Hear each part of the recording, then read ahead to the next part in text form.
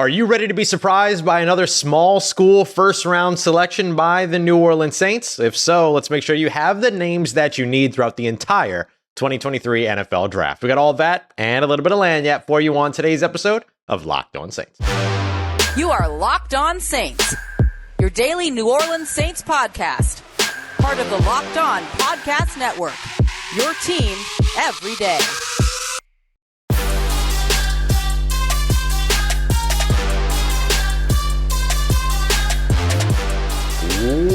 What is good, Who Dat Nation and Who Dat family? Welcome into another episode of Locked On Saints, your daily podcast covering your favorite team, the New Orleans Saints. Part of Locked On Podcast Network, your team every day. Thanks so much as always. Making Locked On Saints your first listen of the day every day. Don't forget you can subscribe and follow for free on YouTube or wherever you get your podcast. And as always, I'm your host, Ross Jackson, at Ross Jackson Nola on Twitter, your New Orleans Saints expert, credential member of the media, senior writer and reporter for Sports Illustrated's Saints News Network, and here with you every Tuesday on Locked On NFL and every single Monday through Friday here on Locked On Saints. And on today's episode of Locked On Saints, if you're tired of being surprised by first-round small school prospects picked by the New Orleans Saints in the NFL Draft, well, that's what today's episode is all about. Getting you introduced with small school prospects from rounds 1 through 7 to make sure that you have all of the kind of names and maybe surprise names that you need to know. So we'll talk about some of that little school lagniappe towards the end of the draft. We'll get into addressing some of the needs in the mid-round still by going with small school prospects and how that can work. But first, we open up with small school big win for the New Orleans Saints in round 1, because in round 1, pick 29, the prospect that I want to introduce you to is one that you're probably already familiar with in Northwestern edge rusher or defensive interior, however you want to look at him. Let's call him Northwestern defensive lineman, Adetomiwa Adebawore, who to me is one of the best prospects in this year's class, and somebody that if the Saints were to decide that they wanted him and wanted to make sure that they walked out of the first round with him, that I wouldn't be disappointed by that selection. But he still counts as a small school prospect coming out of a spot like Northwestern. Now, I know it's still technically a Big 5 school, but not a lot of Northwestern guys going at the top of NFL drafts. There could be 2 of them going this year, though, in the Peter Skoronski, the offensive tackle, and then potentially Adetomiwa Adebawore, who is coming out of Northwestern as well as a defensive lineman. Now, I like Adebawore at edge rusher. A lot of folks see him as transitioning toward the inside, maybe playing 3-tech or maybe playing defensive end in an odd front line. That would mean 3 defensive linemen, like a 3-4 situation, stuff like that. Although no team strictly plays a 3-4 in the NFL, that would be nuts. But that's basically what you would see as his potential role, as being sort of that run defense, edge rusher, or not edge rusher, but edge defender, while also being somebody that can play on the inside for you. But I like what he can do as a powerful pass rusher as well. I think he has those tools. And at 6'1", 286 pounds, maybe he comes in a little bit undersized in terms of height for the Saints' usual prototype, where they usually go for guys 6'4" and above. I just think his raw ability is so enticing that I could see the Saints falling in love with him and potentially taking him at 29. If not at 29, then certainly in the second round makes a ton of sense to be able to bring him in as well. I would be disappointed with neither of those selections. So you bring him in, he ends up being somebody that's rotational for you, along with Cameron Jordan and Davenport, Carl Granderson and Payton Turner and Tano Passanio. You could potentially use him on the inside every now and then, rotating with that defensive interior, where you've now added guys like Colin Saunders and Nathan Shepard and brought back Malcolm Roach. Still have some work to do on the interior there, and you could potentially still find that in the first round. Mozzie Smith out of Michigan, the defensive tackle Kalijah Cansey out of Pitt, if he makes it there, or if you decide to trade up to go and grab him. You'll be surprised by where he goes in our Locked On mock draft, which will come out later on this month. But there's a lot of different ways for the Saints to still address that defensive interior, and then also make sure that they're investing at edge rusher too, which they definitely need some help with. Cam Jordan's on Twitter telling everybody that he wants to finish his career as a Saint. He's been nothing but consistent with that. But if you want to make sure that he's able to do that, I think if you're the New Orleans Saints, you look at how you find him some help, and you make sure that he has guys that are either ready to develop or fully developed guys that can get there and end up helping you out. And that's one of the reasons why I like Adetomiwa Adebawore is because you can have him as a guy that can develop on the interior, a guy that can develop along the edge and has all the tools to get it done. While a guy like Carl Granderson, who has taken a lot of big time steps forward, I started gesturing backwards there, but he's taken a lot of big steps forward, I think ends up getting in the mix for you. And that allows you to continue to give Cam Jordan exactly what it is that he wants. More opportunity, more chances to get at the quarterback, more chances to keep his career going for another couple of years, another few years is what he said he wants.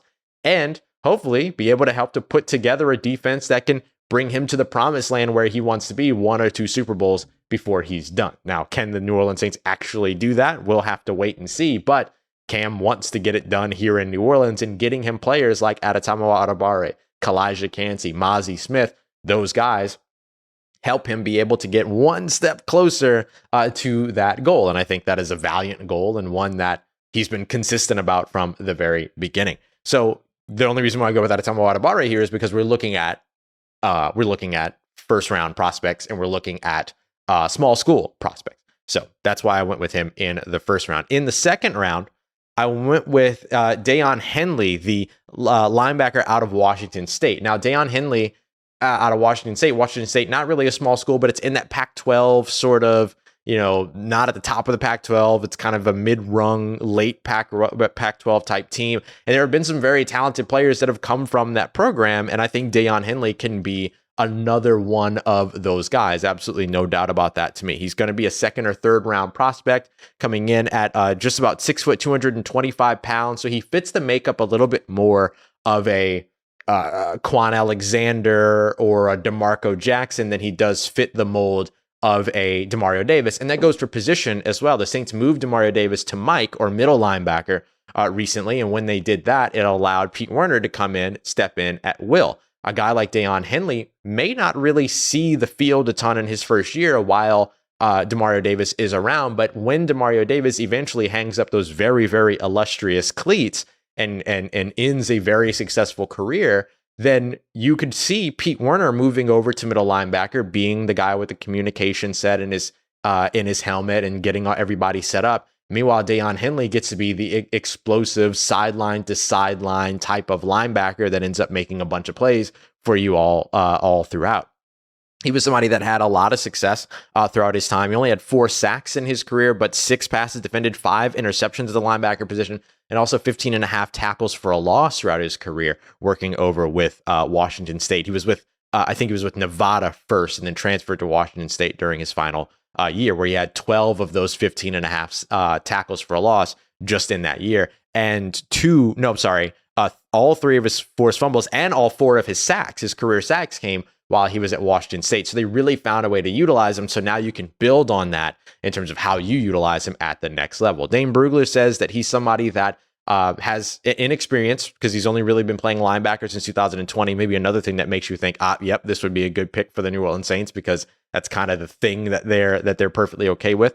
But he's quick to key and close, sideline to sideline range, big time tackling skills, run and chase linebacker who could be a core special teamer in the NFL. And maybe that core special team spot is where he starts, but then he develops over time into becoming your next starting will linebacker, your coverage linebacker in place of Pete Werner, who maybe bounces over to Mike linebacker at some point in his career. So it would set you up for all of that. So for me, those are 2 small schools, but those are 2 big wins for the New Orleans Saints as well. Guys that you could use quite a bit during their rookie season, but then also have further developed roles waiting for them down the road. Now, the Saints can also address some big needs by using these small school prospects in the mid rounds, including finding a way to pick up a very, very athletic tight end and another very, very athletic edge rusher as well. So we'll get to that as we continue on with today's episode of Locked On Saints, part of Locked On Podcast Network, your team every day. And today's episode of Locked On Saints brought to you by BetterHelp Therapy Online. I love BetterHelp. I use it. I believe that therapy is kind of this lifelong journey, this thing that you're having to continuously go through because and utilize because you're constantly changing, you're constantly growing, you're constantly evolving. I know I'm a very different person than I was just about a year ago. I'm a very different person than I was just 5 years ago, things like that. And I probably didn't even start doing therapy up until a little bit over a year ago. And so that is a big reason why I'm such a big proponent for it, because that was a really tough time too. And so it helped me a ton. and I hope that it can help you a ton as well, because you can do it from home. Super convenient, no traffic, no waiting rooms, no discomfort. You can do it in video chat. You can do it by the phone. You can just do it as like a text chat and everything. And it's super cool because you go in, you fill out a questionnaire, and they get you paired with a therapist that fits exactly what it is that you're looking for. And if you and that therapist don't work, you can change, and it's free for you to be able to do that. So make sure you go and check them out today. Entirely online, designed to be convenient, flexible, and suitable to fit your schedule. So go ahead and discover now your potential with BetterHelp. And you can do that by visiting betterhelp.com/lockedon today. And you're going to get 10% off of your first month. That's BetterHelp, HELP.com/lockedon. All right, family, continuing on with today's episode of Locked On Saints, part of Locked On Podcast Network, your team every day. Make sure you don't miss tomorrow's episode as well. It's a Tuesday episode. We're going to do a little bit more of a deep dive into that Cam Jordan quote and all the things that he said, because we should really recognize how just incredible Cam Jordan's career has been so far, and how incredible it can wrap up in a few years or whenever it is that he's ready to call it quits, and what it would mean to finish his career with the same team that he started. So lots of cool stuff that we'll dig into on Cam's story there. But today we're continuing on with our look at the this mock draft, where we're looking at small school prospects. And to an extent, like, Cam kind of fits into that category, doesn't he? As a Cal Berkeley guy, coming out of Cal, not UCLA, not USC, but one of the kind of middle Pac-12 teams and things like that, as we think about it today. Maybe not at that time, but certainly as we think about it now. He would kill me probably for saying that, but it's fine. I'll tell him I said it. But so, he kind of qualifies as that. So we've seen the Saints really invest in these like small school prospects, not just recently, but it's been kind of a part of their DNA in the draft for a long time. So as we recap the draft here, Adetomiwa Adebawore was our first selection in round 1. And then Daiyan Henley was our second selection in round 2. Again, this isn't meant to be predictive at all. We're just looking at small school prospects in each of these rounds. So next I want to discuss in round 3, Tucker Kraft, the tight end out of South Dakota State. Now, you want to talk about a small school? That's a small school. No ifs, ands, or buts about it. South Dakota State is one of them tiny, tiny programs. And so when we look at him, 6'4", 254 pounds, ran a 4.69 in his combine 40, 4.62 in his pro day 40. That's a really good time, particularly at that size as well. He finished his career 99 catches, 1,218 yards, and 9 career touchdowns. That's a pretty solid wide receiver season that he put together over the course of his entire tight end career. Keeping in mind that he played only 1 game his first year, then he was redshirted, and then he played only 7 games his second year before he ended up missing 3 games with a left knee sprain. But outside of that, he had 1 ankle issue last year, which meant that he only appeared in 9 games for that season, but still had 27 catches, 348 yards, averaging 12.9 per, and had 3 of his touchdowns in that year as well. So he was very much on his way to producing the same way that he had produced in 2021, which was his best season: 65 catches, 780 yards, 6 touchdowns, but had 7 drops. 12 drops over the course of his career, maybe something to keep a little bit of an eye on. So he needs to develop a little bit more as a route runner, needs to develop a little bit more with his hands, and needs to develop his blocking techniques. But that's kind of true. At least 2 of those 3 things are kind of true for any tight end coming into the NFL. Route running, blocking, understanding protections. Those are the big sort of hurdles that a first-year tight end at the next level has to be able to make. And once he's able to do that, then he'll be a starter. But the good news is that you're taking a tight end in the 3rd round, much like the Saints took Adam Troutman years ago. You don't really ever expect that player to have a first-year impact. The idea is to bring them in, develop them behind your guys who are your starters. And the Saints do have some of those starters. They've got Juwan Johnson. They've got Taysom Hill. We'll see how much Adam Troutman continues to grow as well. But there's an interesting sort of comparison here, because the Saints could also still sign Foster Moreau at tight end and put him on the non-football injury list and potentially activate him before that 9th, 10th game of the season if he's medically cleared to play.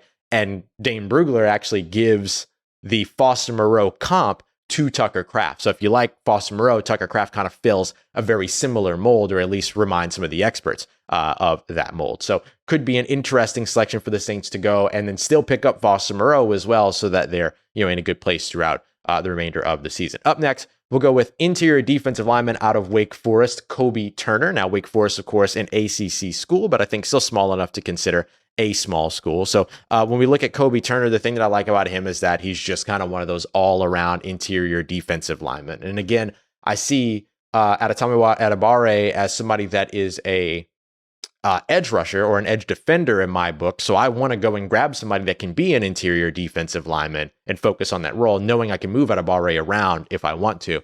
And so Payton Turner, 6'2", 293 pounds. He was a 6-year senior. Spent a lot of time at Richmond, most of his seasons at Richmond. Then he transferred over to Wake Forest. His last season, 10 tackles for a loss, 2 sacks, 3 forced fumbles, and 2 passes defended. The only 2 passes he defended his entire career. Had 18 total sacks throughout his career, including his years at Richmond, as well as 43 and a half tackles for a loss. This guy lived in the backfield. Didn't do much at the combine. Actually, he wasn't invited to the combine, which was kind of surprising. But did put up some pretty solid numbers when it came to what he did at his pro day, including 31 bench reps. So you know that upper body strength, not a problem at all when it comes to Payton Turner. So some of the things that he does well, really good balance, really good strength. I mean, that's something that you really want to look for as well. Good measurables in terms of arm length, 31 3/8 inches, which is pretty good. I mean, he's not as long armed as maybe some of the offensive linemen out there, so he might run into a little bit of trouble with that. But if he's got this quickness, this acceleration, what he can do in terms of being like short area quickness and all those things, that'll kind of help him outbalance all of that. So I really like what he's able to do. He's very forceful, very violent, affects the game in both the run game as well as the pass rushing game. And so I like his fit a lot in New Orleans as another rotational piece along the defensive interior, because I think they've done some good things with the guys that they picked up and the guy that they retained, but there's still work to be done. They could still stand to add 2-3 more bodies at the defensive interior, and the draft is certainly a way for that to go. So that gives us now Adetomiwa Adebawore, Daiyan, Henley, Tucker Kraft, and then now Payton Turner. So to wrap up this piece in terms of more of these needs that you can hit with these small school prospects in the mid rounds, let's go with Viliami Fehoko out of San Jose State. Now, I've spoken about Viliami a couple of times here on the show, but he is, to me, a really, really good fit. 6'3", 276 pounds, ran a 4.7 in terms of his 33-inch arm. So he's got length, he's got speed, he's got power as well. 24 bench reps during his time at the combine. Has put together a total of 47 tackles for a loss in his career and 23 sacks with 11 passes defended. And he was there at San Jose State his entire career, 5-year senior, lot of experience. Doesn't really seem to have any injuries to really discuss. I mean, last year he finished as the MWC Defensive Player of the Year, first team All MWC as well, which is the conference that he plays in, Mountain West. And then led in tackles for a loss, led the team in sacks as well. He had 9 sacks and 19 tackles for a loss in his final year. So, I mean, you're looking for a guy that you can call an edge defender as opposed to just an edge rusher. Viliami Fehoko is one of those guys. And that size at 6'3", nearly 6'4", 276 pounds, really good. That's really close to where the Saints like their prototype when it comes to these edge rushers and edge defenders. And he fits that mold of being somebody that can contribute in the run game while also being very impactful when it comes to the pass rush game as well. So I do think that one of the things that you'll love about him, wherever he ends up, is just like the energy that he brings. He's very energetic. He's not frenetic and uncontrollable, but he's energetic. He brings that. You see him hustle. You see him play and play and play and play. Like, he just does not slow down. He's got big time motor, all of those things. What he does with his hands in the pass rush game, really outstanding as well. And so it's going to be interesting to see, if he's somebody that the Saints were to invest in, which again, it would make sense. He fits the measurables, he fits the small school thing, all of that.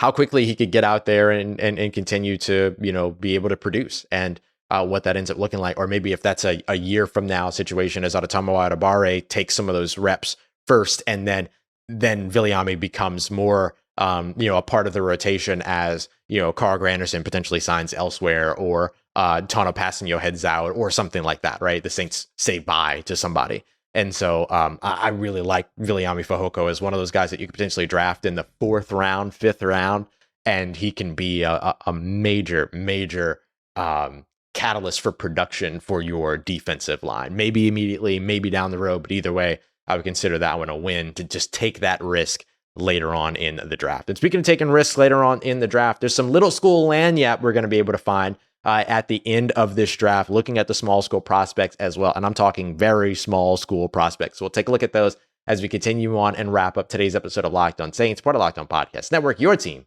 every day. And today's episode of Locked On Saints brought to you by our friends over at FanDuel, #1 sportsbook in all of America. The New Orleans Pelicans, they dropped the ball. They couldn't get it done. So they're a 9th seed. They're headed to the play-in. How do you feel about their odds there? Well, you can go and check them out over at FanDuel.com and maybe get in on some of those odds as well. And also take a look at the win totals from around the NFL. The Saints right now with 9.5. So you think they're going to win more? Think they're going to win less?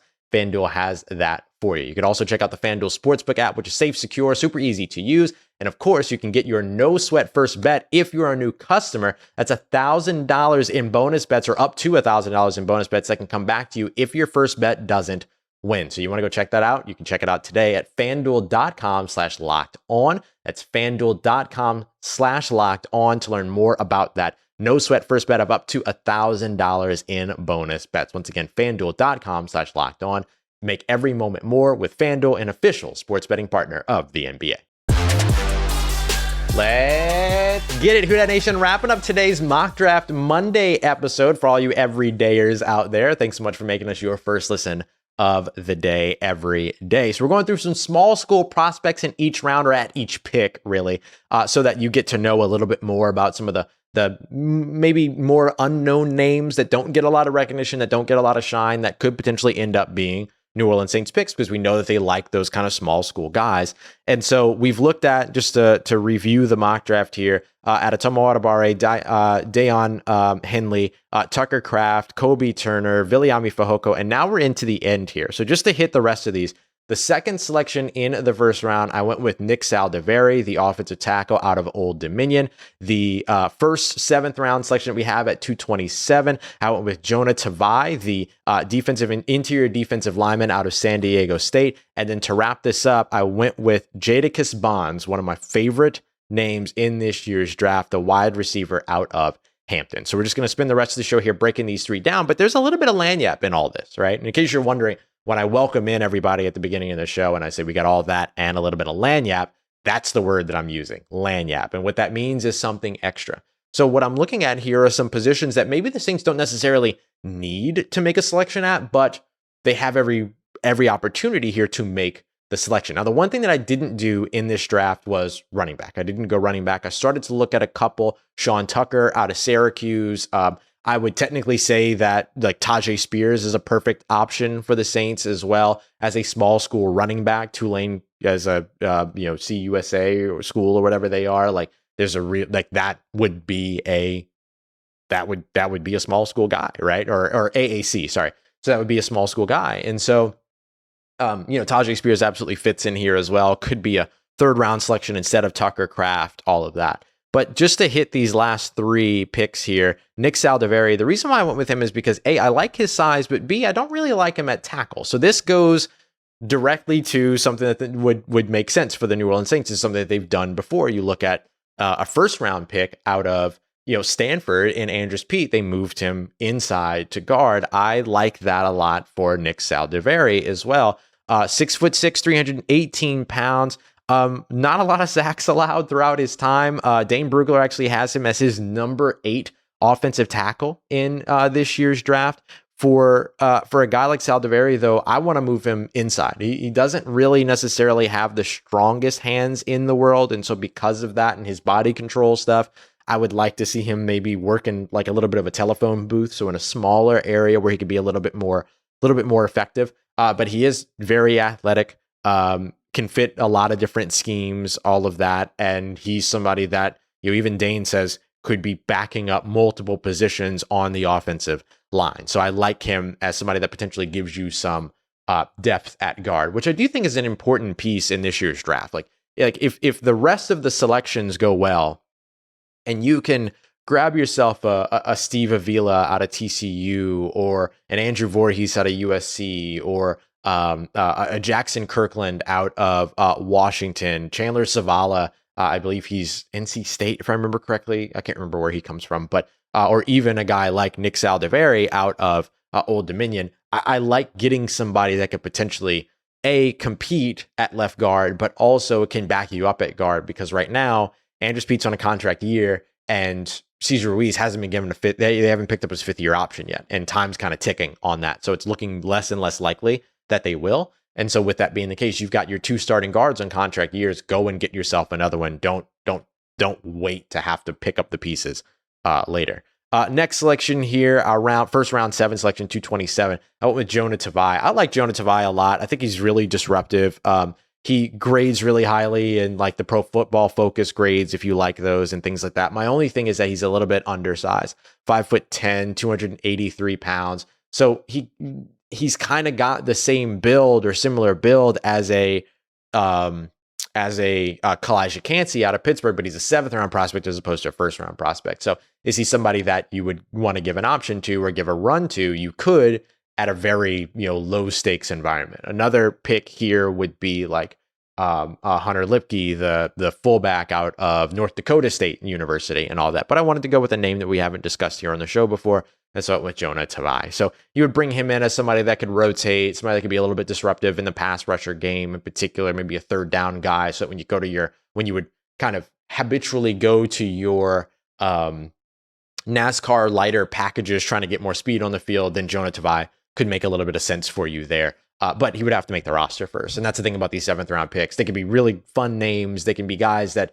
feel like, are going to be, potentially good fits if they translate, but they might not translate. And that's totally okay, because you're investing a 7th-round pick, one of 2 in a guy like this. And then finally, when it comes to the best name in this year's draft, Jadakiss Barnes, he comes out of Hampton, very, very small school, 6'3", 206 pounds, only ran a 4.63, but his game isn't speed. His game is his ability to make contested catches. His game is his size, all of that. So 4.38 in terms of the short shuttle is pretty good. So I like his ability to be able to move around a bit there. It's not 4 seconds, but it's a manageable piece. So if you're looking for somebody that can maybe be a big slot, or you just want somebody that can go up and get it, 49% contested catch percentage win rate in according to Pro Football Focus. That's not 60-90%, but very few players are, and very few players that are at the collegiate level become that or maintain that in the NFL level. In fact, Chris Olave was one of the prime examples of that. He had only a 33% contested catch rate in 2022, with the New Orleans Saints, but he came in as one of the top contested catch receivers outside of Drake London coming into this year or last year's draft. And so, body styles are different at the next level. The body styles that you're going up against are different at the next level. Physicality is different at the next level. Things are called differently at the next level, which I'm sure we're all exhausted by sometimes. So you go out and you get a guy like Jadakiss Barnes, who at least has the build to be a contested catch guy, and then see if he can make the roster and contribute to you at another point. You could also maybe wait and see if he's around an undrafted free agency, kind of Emmanuel Butler-esque. The issue is always going to be, as an undrafted free agent, can you make the roster with special teams, and not much special teams ability coming from a guy like Jadakiss Barnes out of Hampton. So a couple of different other selections that could be made here. Of course, Ben Van Sumeren out of Michigan State is one of my favorite selections at this spot. You maybe go with an underrated safety somewhere and everything. So there's a lot of different ways for you to be able to address or utilize these round 7 selections to still get that lagniappe that you're looking for. But you got to knock things out of the park with the beginning of the draft. So again, this isn't predictive or anything like that. These are just looking at one small school prospect at each of the Saints' original selections. Again, I don't expect them to make 8 selections in this year's draft. So maybe our next one is going to be more trade ups and things like that as well. So I appreciate you, as always, making Locked On Saints your first listen of the day every day. Don't forget, tomorrow's episode, we're taking a look at Cam Jordan, his career so far, what's up next, and why it is that he wants to end his career as a New Orleans Saint, because it kind of runs in his blood. So we'll get to all that in tomorrow's episode. And if you want to check it out today, your second listen, you can head over to Locked On NFL Scouting, or of course, go and check an old episode of Locked On Saints as well if you need to get caught up. I appreciate you as always for Let me be a part of your day, part of your routine, for saying yes to me and the show. As always, if you see me, say hi. And if you need anything else around your New Orleans Saints in between these episodes, make sure you follow me on Twitter at Ross Jackson, NOLA. Hit me up. Let me know how the family's doing. Let me know how you're living. Let me know how you're momming them. And trust you, that nation. I'll holla at you.